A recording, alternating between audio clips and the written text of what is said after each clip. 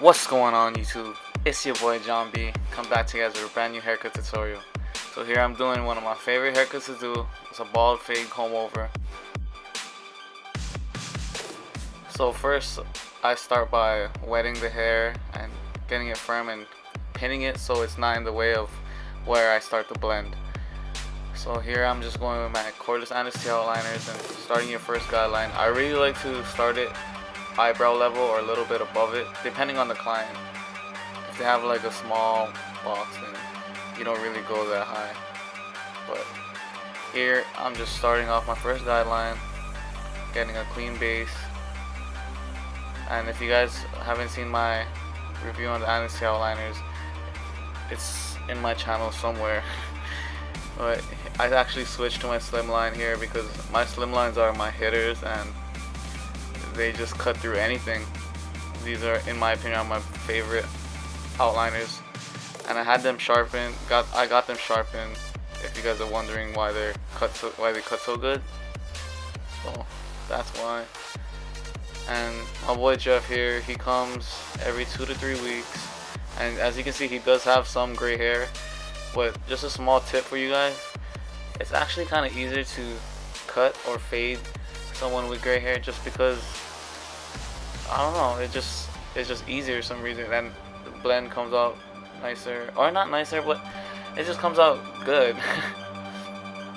So I'm still cleaning it all up and creating my first base.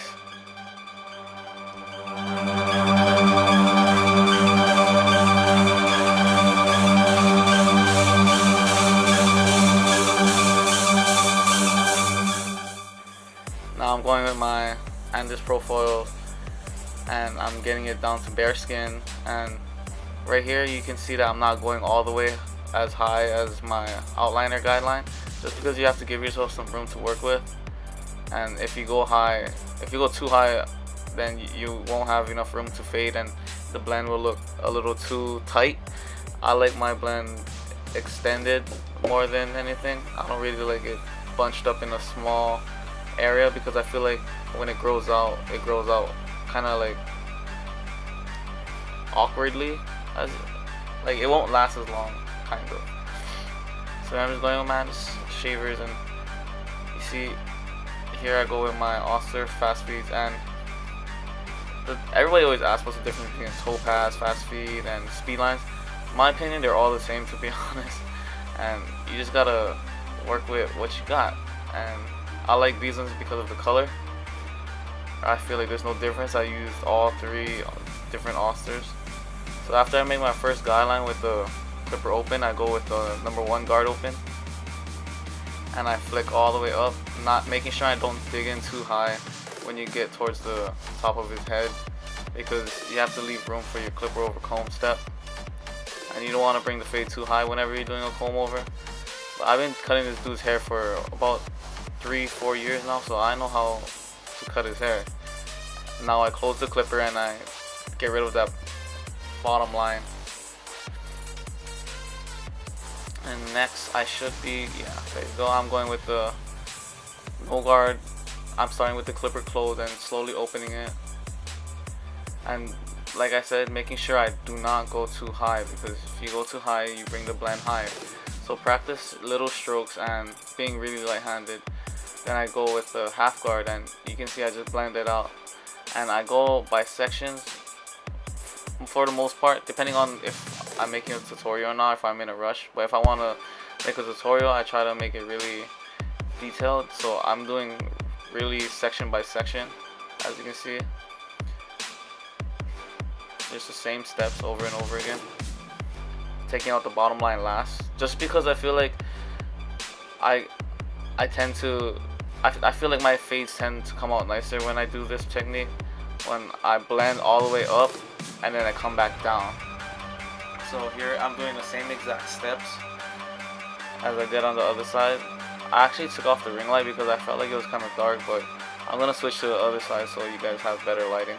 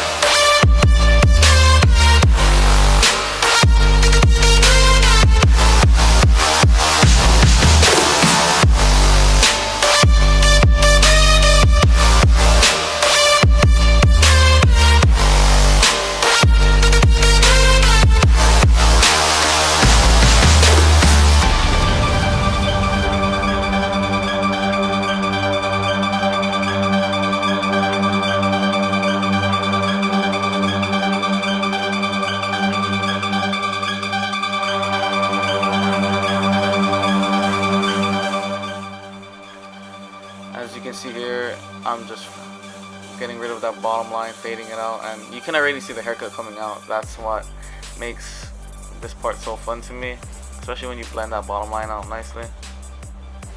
And if you guys have any questions, leave it down below. And I've been getting a lot of excuse me, I've been getting a lot of DMs and comments, and I try to reply to every single comment and DM. I reply to every DM I get, but for the comment wise, I may not see it sometimes, but I try my best to comment back to all of you guys that tune in. I really appreciate all of the feedback that I've been getting, good or bad. You just gotta be open to learning, and we're like really close to 2K subscribers, and the pace is crazy. I'm gaining around 100 subscribers every 4 or 5 days, and I'm just enjoying the ride. And if you guys haven't checked out my last video, it's a barber reaction to bad haircuts and stuff. And if you guys like that kind of stuff, just give that video a like and let me know so I can continue it, because I had a lot of fun making it. So here I'm going with my shear over comb technique, just to get rid of a little bit of bulk up there. You can see the haircut's almost done, and once I put in that lineup, the haircut's really gonna pop. This is like my favorite part of the haircut, when I get to line somebody up, just because I feel like that's like the final details. So you can see he has a really nice box. He really does. Next, I'm doing the part. So when you do someone's part, you have to be careful not to go too thick with it, because this is what I do. I go in my outliners first, and I make a kind of like a rough draft, but you make it definitive. But when you go back and you razor it, that's when you can determine the thickness of it. That way you don't make it even bigger when you go back to razor. So I make my parts really skinny, because when I first started cutting hair, I used to make my parts really wide and big, and I just didn't like that. I didn't like that feeling of having a too big of a part, because I feel like nowadays, or when the part first started to trend, people wanted it to be shown, but it got so bad to the point where I feel like it's too much. And when you put a wide part on someone, it tends to grow out ugly too. If you give a like more natural looking one, then it'll grow out nicely, because people won't even notice it. You know what I mean? Does that make sense? It's just personal preference. Here I'm just giving him a trim. I take off maybe like a half an inch, because like I said, he comes every 2 to 3 weeks, so I already know how much off he wants. Yeah, I usually go with my slim lines on here, but I think my tail liners were really hitting, and I has had a lot of fun with it.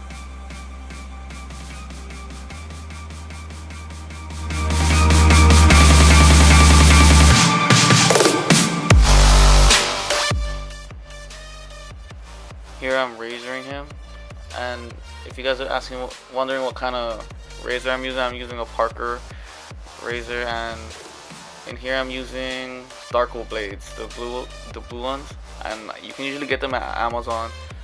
Well, I'm actually using a different type of blade now, but the Darkos are really good too. I just wanted to try something new. So when you're doing this part, remember to stretch the skin and not to irritate the client. So it should be done. And like I said right here, you raise it apart. Don't make it too thick. Take your time. Take your time to get used to all of this stuff, because you don't want to cut someone's hair and be rushing them. Quality over quantity. Just remember that.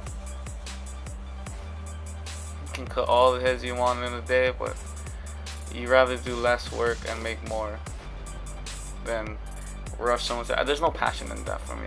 You know what I mean? Like I do maybe 10 to 12 heads a day.